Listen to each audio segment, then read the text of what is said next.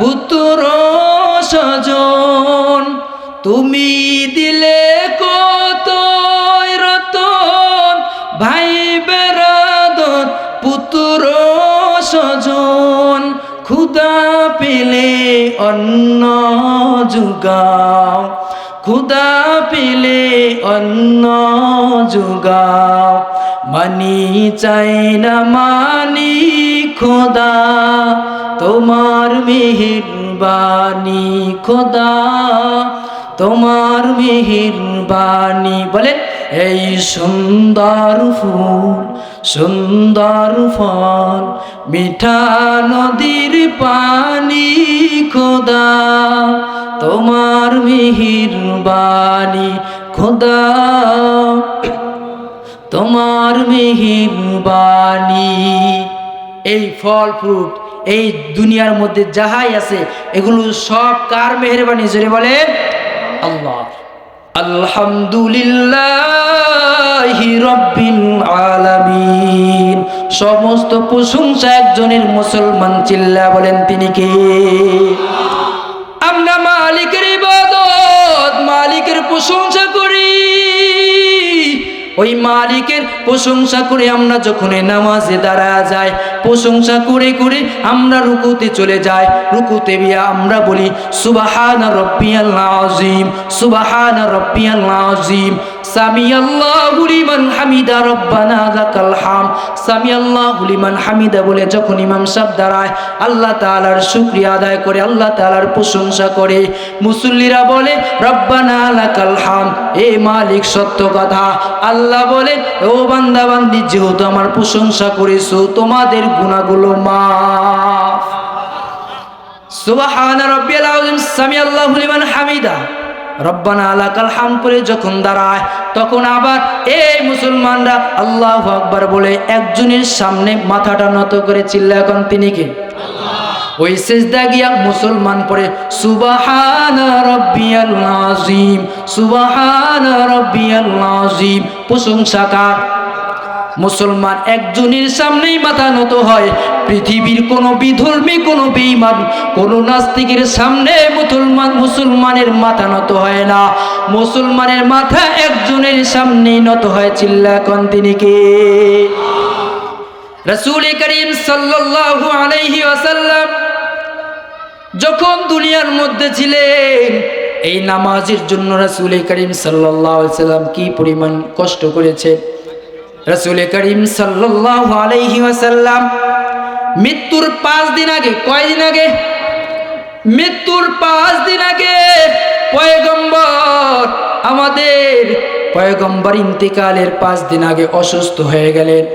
প্রচন্ড মাথা ব্যথা আর জ্বরের মধ্যে আক্রান্ত হয়ে গেলেন। পয়গম্বর রাসূল করিম সাল্লাল্লাহু আলাইহি ওয়াসাল্লাম মৃত্যুর আগের দিন সাহাবায়ে কিরামদের ঘাড়ের উপর ভর দিয়া তারপরে হাইটা ভালোভাবে হাঁটতেও পারে না, পা লুসায় লুসায় তারপরে মসজিদে গেছেন, নামাজে আদায় করছেন কষ্ট করে।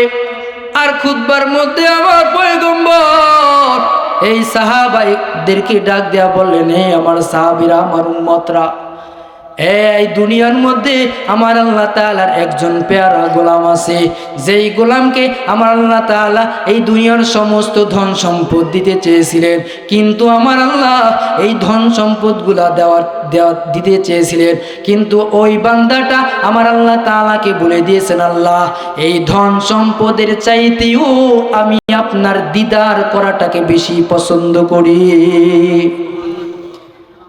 পয়গম্বর এই কথা বলেছেন, সাহাবীরা কেউ বুঝে না। রাসূলের সাহাবা হযরতে আবু বকর সিদ্দিক রাদিয়াল্লাহু তাআলা আনহু 1 নম্বর জান্নাতের খলিফা টিকিট প্রাপ্ত সাহাবা। ওই সাহাবা তো বুঝতে পেরেছে এই কথার মানে হচ্ছে আমার পয়গম্বর দুনিয়ার মধ্যে আর বেশি দিন টিকবেন না। আমার পয়গম্বর আল্লাহ তাআলার সাথে সাক্ষাৎ করার জন্য চলে যাবেন। পয়গম্বরের সাহাবা হযরতে আবু বকর সিদ্দিক রাদিয়াল্লাহু তাআলা আনহু কান্না শুরু করলেন আর বললেন, ইয়া রাসূলুল্লাহ, আপনি তো যেই কথা বলেছেন সঠিক বলেছেন। ইয়া রাসূলুল্লাহ, আপনি আমাদের ছেড়ে চলে যায় না, কান্নাকাটি করতেছে। রাসূল করিম সাল্লাল্লাহু আলাইহি সাল্লাম ঘরে চলে গেলেন। মৃত্যুর দিনে যেদিন ইন্তেকাল করবেন, মালাকুল মউত আজরাইল আলাইহিস সালাম যেদিন আসবেন, ওই দিন রাসূল করিম সাল্লাল্লাহু আলাইহি সাল্লাম ঘরের মধ্যে ছিলেন। আম্মা জান আয়েশা রাদিয়াল্লাহু তাআলা আনহার সাথে ছিলেন। এশারের নামাজের ওয়াক্ত হয়ে গেল, আজান হয়ে গেছে, এশারের নামাজের আজান হয়ে গেছে। এশারের নামাজের জন্য সাহাবীরা অপেক্ষা করতেছেন, রাসূল আসে না কেন। হঠাৎ করে তাকায় দেখে রাসূল করিম সাল্লাল্লাহু আলাইহি সাল্লাম আসতেছেই না। পয়গম্বর বেহুশ হয়ে যায়, আবার হুশ ফেরার পরে তাকায় বলেন, এই আমার আয়েশা, ওই উম্মতেরা আমার সাহাবীরা ওই মসজিদে নববীর মধ্যে কি করে আমাকে একটু দেখাও, মসজিদের দরজাটা খুলে দাও, ওই সামনের দরজাটা খুলে দেখি আমি মসজিদে নববীর মধ্যে আমার সাহাবীরা কি করে। আম্মা জান আয়েশা দরজা খোলার পরে আমার পয়গম্বর তাকায়া দেখে ওই তার সাহাবীরা অপেক্ষা করার পর তার সাহাবীরা সময় মতন এশার নামাজের আজান হওয়ার পর সময় মতন নামাজে দাঁড়ায় গেছে। আর পয়গম্বর চক্ষু দুইটার কিনার দিয়া পানি ফেলায় ফেলায় কান্না করে। আম্মা জান আয়েশা বললেন, ইয়া রাসূলুল্লাহ, আপনি কেন কান্না করেন? আপনার কান্না তো আমি সহ্য করতে পারি না।